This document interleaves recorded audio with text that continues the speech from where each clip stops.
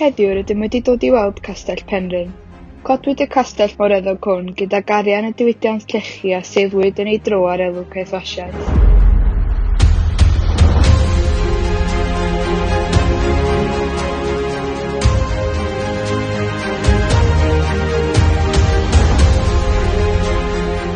Os oedd gyfle i weld stafelloedd ddim ar gael i'r cyhoedd fel arfer, gan fod llawer o waith atgyweirio i'w wneud arnynt.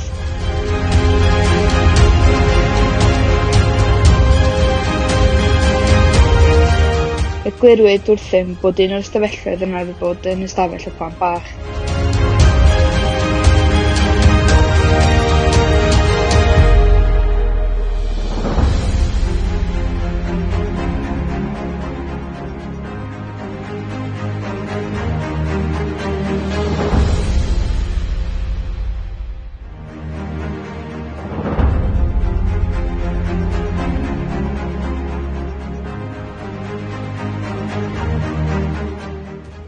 Roedd cael mynd ar ben y to yn wych. Golwg byd o Eryri, y porthall lle roedd y llechi'n cael ei cludo a tuag at y chwarel ei hun yn Bethesda.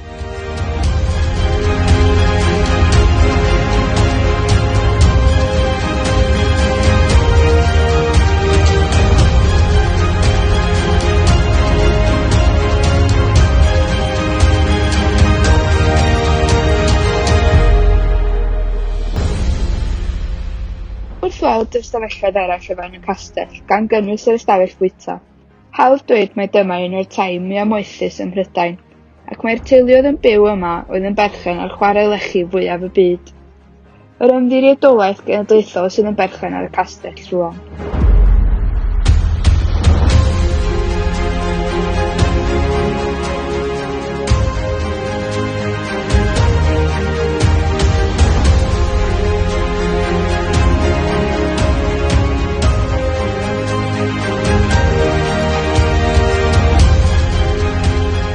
I ddysgu mwy am y math o swyddi a'r gwaith mae'r ymddiriedolaeth ei wneud yno nawr, roedd yn bryd i ni fynd draw i Bethesda i weld beth sy'n digwydd yn y chwarel hyd heddiw.